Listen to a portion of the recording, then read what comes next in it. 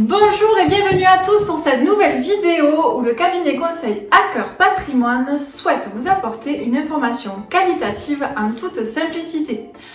Aujourd'hui, je vais vous parler d'une nouvelle société d'exploitation, une société commerciale appelée SAS.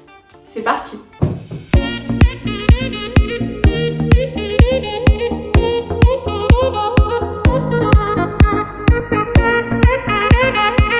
La SAS, Société par action simplifiée.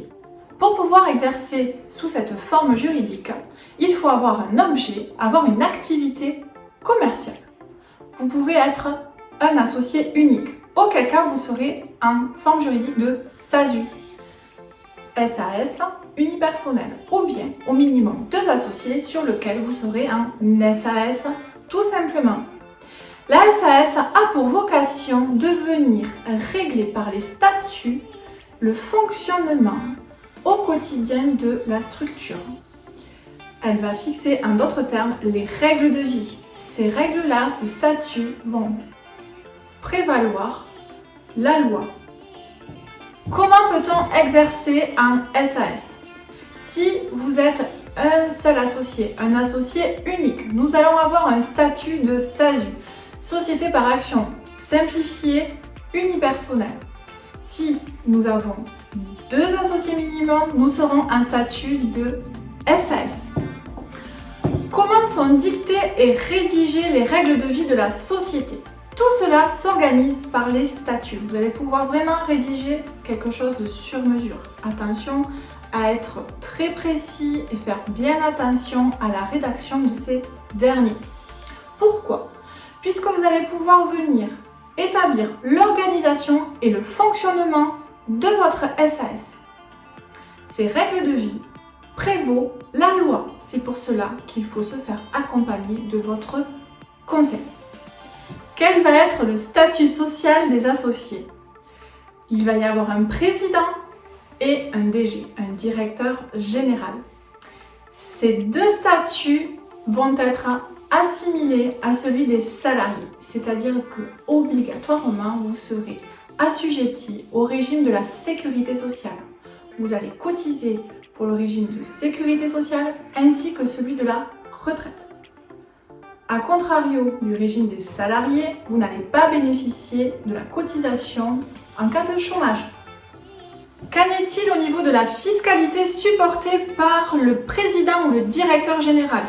En tant qu'assimilé salarié, le revenu que vous allez percevoir de votre activité professionnelle va être déclaré à l'impôt sur le revenu dans la catégorie des traitements et salaires, au même titre qu'un salarié.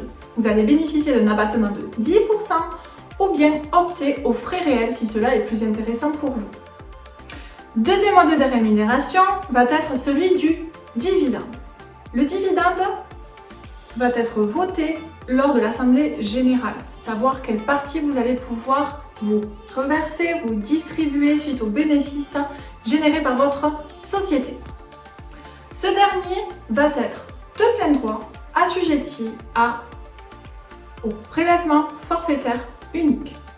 Ce prélèvement forfaitaire unique représente un taux d'imposition de 12,8% suivi de 17,2% de prélèvements sociaux. Ce PFU va être automatiquement pris au moment du retrait des dividendes. Sinon, sur option, vous aurez la possibilité de pouvoir le déclarer aussi à votre impôt sur le revenu dans la catégorie des revenus de capitaux mobiliers. Je vous invite à vous rapprocher de votre conseil, de votre expert comptable, afin de voir quelle méthode de calcul est le plus favorable à votre situation. Cette vidéo touche à sa fin, j'espère que ça vous aura apporté une information claire par rapport aux interrogations que vous avez pu vous poser sur la SAS. Quant à moi, je vous invite à partager cette vidéo, à vous abonner à notre chaîne YouTube et à nous suivre sur les réseaux sociaux.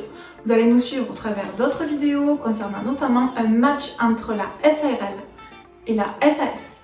Je vous souhaite à tous une très belle journée et je vous dis à très bientôt pour de nouvelles informations.